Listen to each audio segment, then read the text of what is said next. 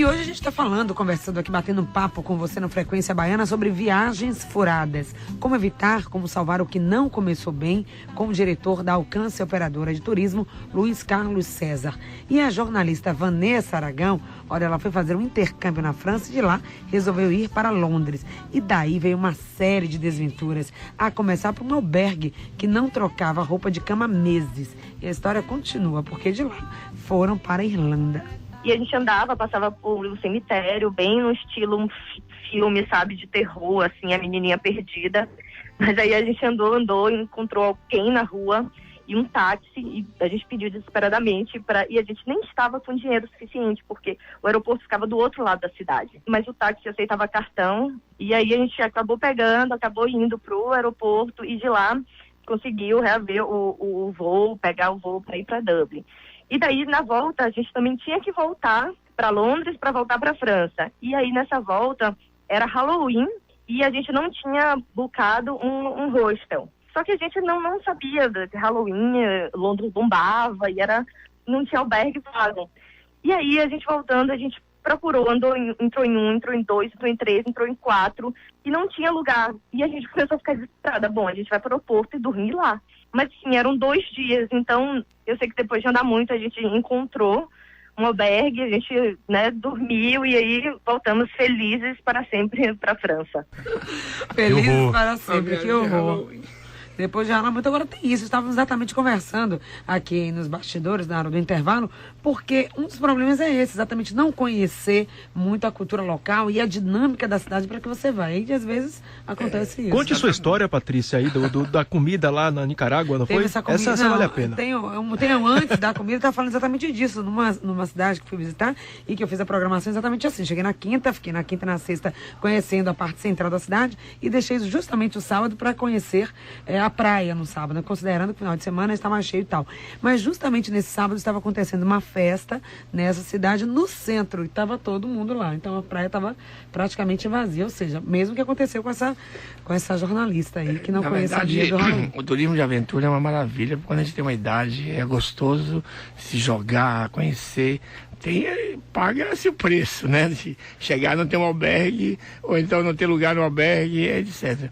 Mas tem uma idade para isso, eu acho que é uma delícia. A gente, como operador, como agente de viagem, na verdade não trabalha com esse tipo de perfil. A gente tem um perfil de organizado, já está tudo programado, as pessoas saem com seus vouchers, com suas reservas feitas, mas esse turismo de aventura é uma maravilha para quem tem idade. Acho que sair sem uma reserva, sem um planejamento, com família, com pessoas idosas, é meio complicado. A gente tem que ter um critério, tem que ter uma organização da viagem e hoje com muito mais antecedência. Não se pode deixar para a última hora para se conseguir as coisas que são necessárias. Hoje se paga muito mais caro pela última hora e às vezes pega-se o que sobra, né? Então não é bom. E você estava falando da idade também, né? A idade é fundamental. Hoje, graças a Deus, cada vez mais os idosos estão viajando mais. Eles estão perdendo medo e os filhos estão perdendo medo de deixar os pais saírem sozinhos pelo mundo. A gente tem um perfil de acompanhar muitos grupos, pessoas que a gente dá um atendimento 24 horas. Viajamos todo ano, tem um calendário formado com muitos destinos pelo mundo. E uma grande parte desses passageiros são idosos a partir da faixa de 60 a 80 anos. E a gente tem que ter esse cuidado. De ver hotéis que não têm escadas, que tem rampas, que tem quartos amplos, que tem agarradeira nos banheiros, que tem uma infraestrutura que possa atender também grupos de uma melhor idade. Agora, assim, você falava assim, sobre esse turismo de aventureiros e tal, e tem o turismo de grupos, que pode servir para os dois casos, né? Inclusive para os que não são exatamente aventureiros. Eu fico imaginando se nesses casos, quando você está viajando em grupo, as tensões não ficam, por ser um grupo, um tanto mais afloradas, especialmente quando as coisas dão errado. Discutir com o grupo antes da viagem se concretizar, né? E deixar as coisas mesmo conformes entre eles. Você acha que ajuda a reduzir a tensão quando eventualmente uma coisa não dá certo? A gente que trabalha em turismo não tem 2, 3 atrás da gente, tem 1 milhão de pessoas que trabalham atrás da gente para que tudo dê certo. Eu digo sempre aos passageiros que eu faço tudo melhor para que isso aconteça. Mas tem sempre um guia que pode estar no aeroporto e tomou uma queda, quebrou o rosto, um motorista que foi buscar e infartou. Tem uma série de imprevistos que é humano. Então a gente tem que lidar com essas consequências.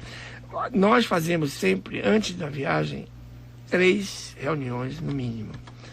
Uma para vender, outra para tirar as dúvidas e uma outra reunião para entregar a documentação, preparar para a viagem. Isso tudo a gente faz sempre durante um ano de antecedência.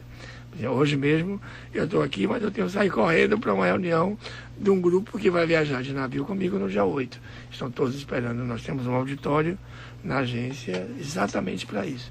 A estrutura basicamente para atender essas reuniões de grupos prévios. Nós temos um auditório para isso. Então eu tenho hoje, amanhã, depois de amanhã, para preparar esses grupos que vão viajar no final do ano. Agora você citou, por exemplo, cruzeiros, né? Quais são as particularidades nesse caso, esse tipo de viagem? O que é que chama mais a necessidade de uma preocupação específica, por exemplo, do ponto de vista das responsabilidades? O que é competência da empresa, que é responsável pela embarcação, o que é responsabilidade da agência? Essas coisas se misturam muito? A gente tem sempre que ver de quem é a responsabilidade. Nós somos sempre solidários dos prestadores de serviços, dos agentes de viagens. Hoje nós somos intermediários, então a gente tem que saber exatamente, com muita clareza, o que é que está vendido, como é que está nos contratos, as entrelinhas, os asterísticos, se tem um detalhe que não foi dito. Então o vendedor, o consultor que tenha critério, ele tem que explicar, não ter medo de falar a verdade para o cliente, o que é que ele vai encontrar lá, né? Então, nossa responsabilidade está no momento da venda, quando isso é bem feito. Os navios hoje não se vende nenhum cruzeiro sem uma assinatura nas condições gerais de cada companhia. Então, cada companhia tem suas normas de transporte de bagagem, de cabines, de taxas, de portuária, de serviço, de o que está incluído, o que não está incluído. Então, o vendedor tem que conhecer profundamente cada companhia marítima, para não vender errado. Porque hoje é uma febre vender cruzeiro marítimo. É um produto que a gente está vendendo, que tem uma garantia de qualidade, mas é satisfatória. A gente vendeu ali dentro, tem tudo de muito bom, de melhor, mas se a gente não diz a ele que ele tem que pagar uma taxa de serviço sobre uma bebida dentro do navio, isso gera um estresse. Se a gente diz a ele que ele tem um spa incluído e não tem, isso gera estresse e a gente é responsável por isso. Então, cabe a cada vendedor se especializar. Nós fomos representantes de uma empresa de marítima há muito tempo, fazemos e fizemos, e hoje continuamos fazendo treinamentos específicos, seminários para agente de viagens, para vender corretamente os cruzeiros, que é um produto bem específico. Pode ir, boa viagem. E hoje a gente fala sobre viagens furadas, como evitar, se é possível salvar, com o diretor da Alcance Operadora de Turismo, Luiz Carlos César. Você que está sintonizando agora, esse é o tema do Frequência Baiana de hoje.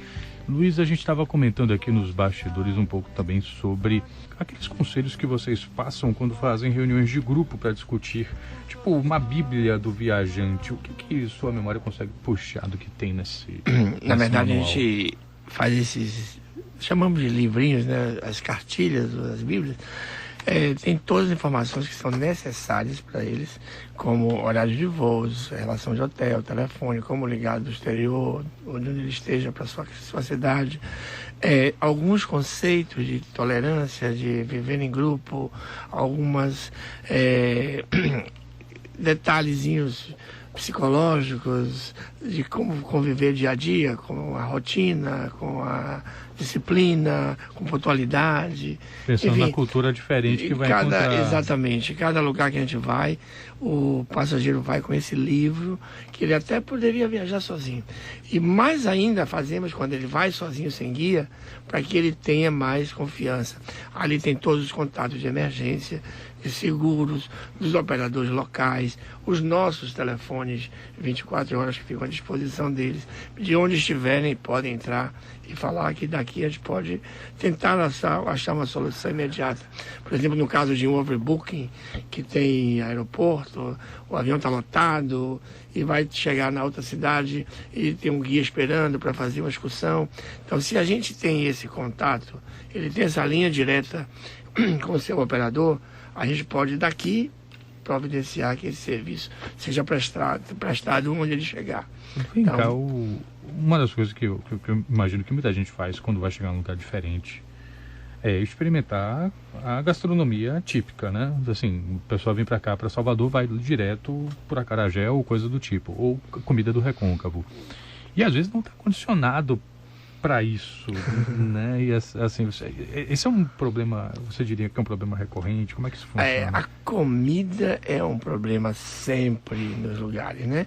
Porque a gente daqui da Bahia tem essa comida gostosa, fantástica, africana, indígena, portuguesa, tem essa variedade que a gente quer encontrar isso onde a gente vá.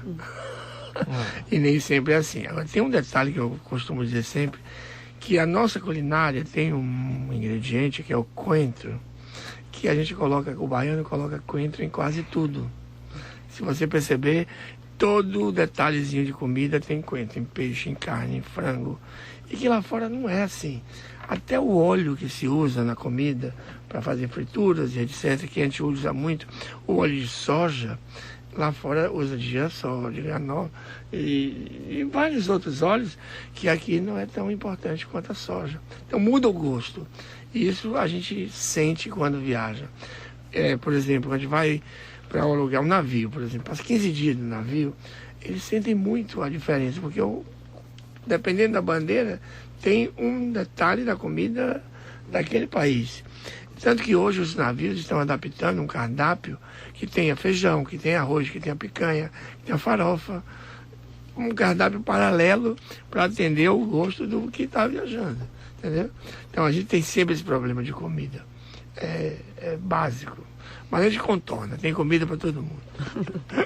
Tá certo, a gente conversou um pouquinho aqui sobre viagens furadas, o que é que se deve, quais são as preocupações mais importantes para se ter na hora de se fazer uma empreitada dessa, inclusive em grupo, com o nosso convidado de hoje, o diretor da Alcance Operadora de Turismo, Luiz Carlos César. Muito obrigado pelas informações aqui no programa. Muito obrigado a vocês, estaremos sempre às ordens para que os baianos viajem com segurança, com tranquilidade, com planejamento e para que não entrem numa barca furada. O seu sonho começa aqui sempre. Obrigado.